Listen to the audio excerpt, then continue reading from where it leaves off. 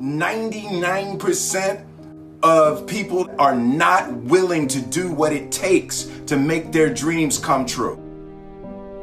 The Marines have a saying, everybody wants to go to heaven, but nobody wants to die. The center of bringing any dream into fruition is self-discipline. Something as simple as food and eating is not about your body as much as it is about your mind. It's getting command of your mind to be able to choose actions that are in your own best interest. Every day we are choosing that's not in our own best interest.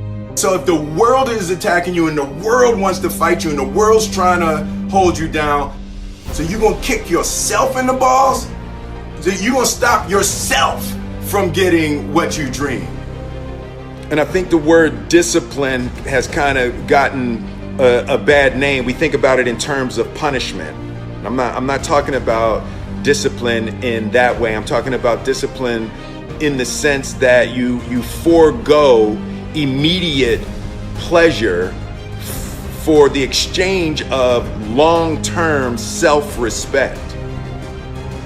I believe that self-discipline is the definition of self-love.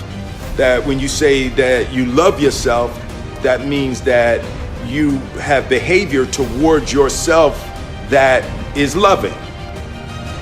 Self-discipline is the center of all material success.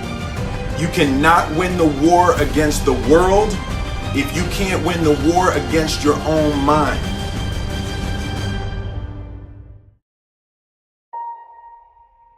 Self-love is when you say to yourself, man, look, I know you and that girl got a real connection. I know y'all vibe, but that's your girl's cousin. So I love you too much to let you do that. It's like you say to yourself, hey man, look, I know you want to eat that pizza and it'll be really good, but I can't let you eat that, man, because if you eat that pizza, you're going to feel like and I love you too much to let you eat that. Self-love is, hey, look, I know you got a test on Monday, and I know you really want to go out with your friends. It's Saturday night, you want to go out, but if you fail that test, you're not going to feel good about yourself. I love you too much to let you go out tonight. Self-discipline is self-love. If you want to be happy, you have to love yourself, which means you have to discipline your behavior. The road to sustained happiness is through disciplining your behavior. We tend to base our self-esteem on what other people think. And that's not really self-esteem. Self-esteem is supposed to be how we feel about ourselves. And I was just saying how dangerous it is to allow other people to determine how you're going to feel about you. And it's kind of like looking into a broken mirror. You're going to look in a broken mirror and then change your face to try to look good in this defiled, busted, broken mirror. And it just, other people's opinions is a really way to determine how we feel about ourselves.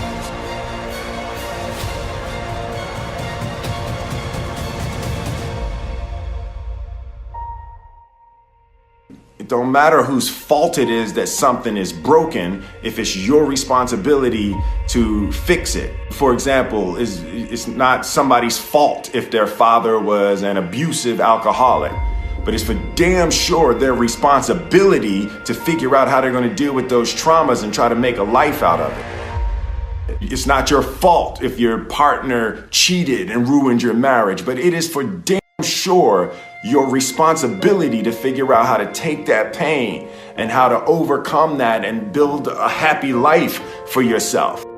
Fault and responsibility do not go together. It sucks, but they don't. When something is somebody's fault, We want them to suffer. We want them punished. We want them to pay. We want it to be their responsibility to fix it. But that's not how it works, especially when it's your heart. Your heart, your life, your happiness is your responsibility and your responsibility alone. As long as we're pointing the finger and stuck in whose fault something is, we're jammed and trapped into victim mode. When you're in victim mode, you are stuck in suffering. The road to power is in taking responsibility. Your heart, your life, your happiness is your responsibility and your responsibility alone.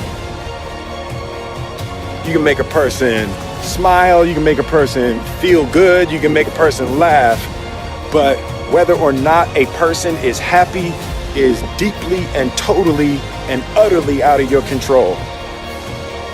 The prerequisite for spending time with any person is that they nourish and inspire you. They feed your flame. Look at your last 5 text messages. Are those people feeding your flames or dousing your fire? Put your phone down for just a second and look around. Look to the people around you. Are those people throwing logs on your fire or are they pissing on it?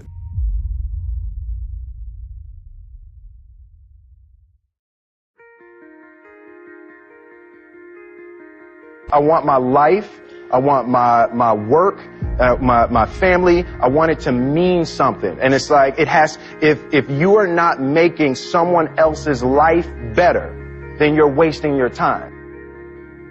The separation of talent and skill is one of the greatest misunderstood concepts for people who are trying to excel, who have dreams that want to do things. Talent you have naturally. Skill is only developed by hours and hours and hours of beating on your craft. You don't try to build a wall. You don't set out to build a wall.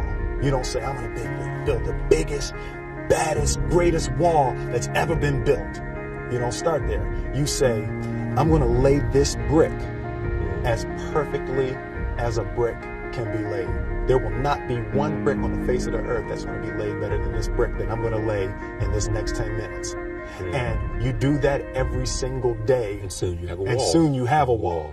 And I think psychologically, the advantage that gives me over a lot of people that I have been in competition with in different situations is it's difficult to take the first step when you look how big the task is.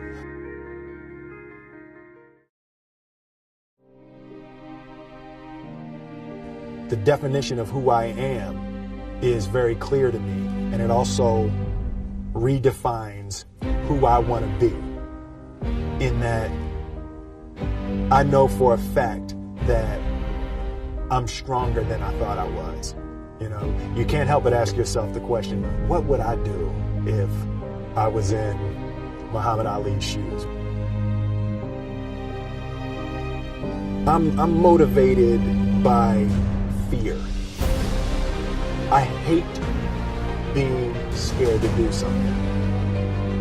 And I think what developed in my early days was the attitude that I started attacking things that I was scared of. Why were you scared in your bed the night before? What do you need that fear for? Just don't go. Why are you scared in your bed 16 hours before you jump? Why are you scared in the car? Why could you not enjoy breakfast? Fear of what? You're nowhere even near the airplane. Everything up to the stepping out, there's actually no reason to be scared. It only just ruins your day. You don't have to jump. And then in that moment, all of a sudden, where you should be terrified is the most blissful experience of your life. And God placed the best things in life on the other side of terror.